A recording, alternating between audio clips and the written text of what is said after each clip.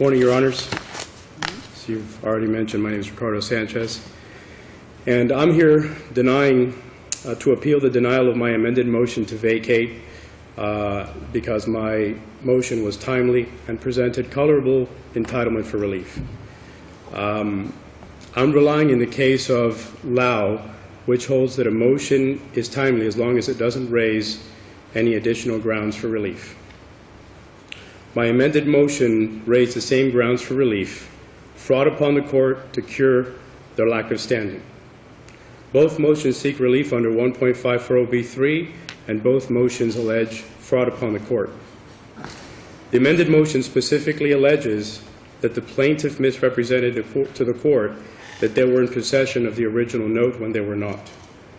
The proof that they never possessed the original note is in the different versions of the note that were presented. The fact that there is no note showing the cancellation thereof, and the testimonies of Sharon Harper, Michelle Solinger regarding the practices and procedures of the bank with respect to these loans. And I was granted leave to show some demonstrative evidence. And I have the original of what's on the boards. Would you like to see that or no? Okay. No, counsel. Great.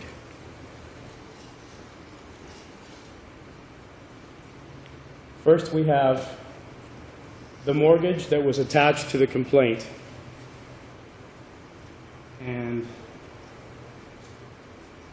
I would like to compare that to the mortgage that was purportedly filed after the summary judgment hearing. Now, if you'll notice, there's an addition of a barcode here that was not present in the original filing, and there are some hole punches covering that in the original filing that somehow moved and came over here. Now, I'm not a forensic expert, but I can understand somebody placing something on a document, even though my understanding is after it's filed, supposedly it's not able to be altered. But how can a hole in a piece of paper disappear and reappear somewhere else? I would surmise that these are different versions of the document. I'll go on to copies of the note. There's page 1 of the note, and there's the one that was filed purportedly as an original after the summary judgment hearing. And again, you'll notice that the hole punches are in different locations on the document. So, in my view, you can't have holes disappear and reappear somewhere else.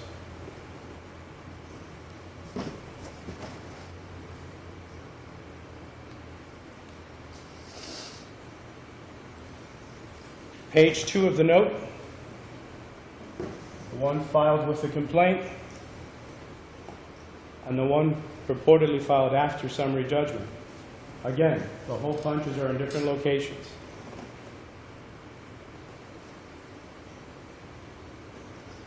And finally, the most important page of the note is the one that was filed with the complaint, lacked an endorsement. The one that was filed after summary judgment hearing in violation of 1.510, in which they need to serve and file any new evidence with the court prior to summary judgment hearing, again shows holes in different places, and this time there is a note present. Sharon Harper testified in my case that the note received, the bank received possession of the note 4 days after closing. And their procedure at that time, under deposition of people from the bank, was that they would receive the document, they would image it, and then they would send it off to the vault, where it would have a stamp placed upon it and placed in the vault. If the original document that was in that vault is what was used to attach to the complaint, then why did it not have an endorsement? So, in this case, because the note is endorsed in blank, if at all, and because the signature on the endorsement is with a commercial stamp, the bank needs to have the note in their possession in order to enforce it. And that's in Troop versus Redner, Florida, 2nd DCA. While it is permissible to have a note without an assignment, because the assignment follows the note in equity, the same is not true when you have an assignment of a blank note without having the original. That's Harvey versus Deutsche Bank, 2011, 4th ECA. Secondly, I'm appealing the denial of the original motion to vacate based on a defective assignment. The evidence in the hearing provided a preponderance. Counsel, or Mr. Sanchez, if you wish to reserve some time, you have about 1 minute. Wow. Okay.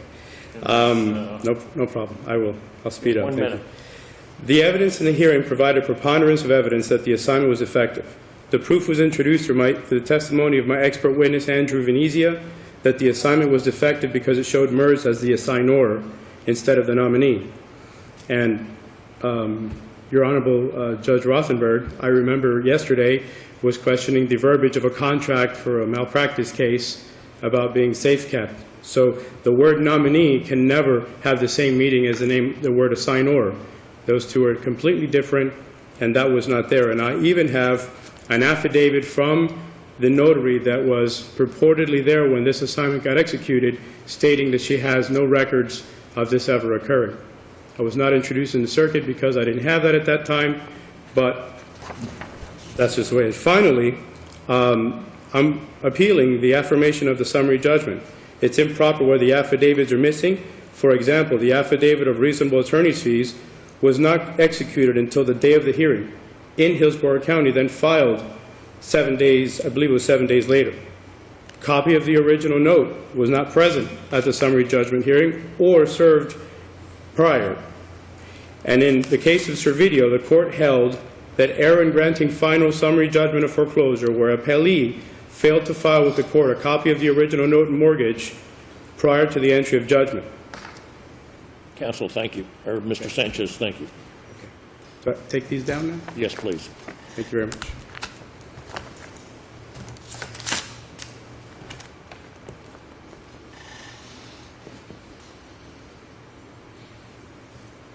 Good morning, Your Honors. May it please the Court, my name is Tricia Duthiers with Liebler, Gonzalez, and Portuando, representing the Bank of New York Mellon as trustee for the certificate holders identified in the complaint. This is Josh Levine from my office, and he'll be assisting as necessary.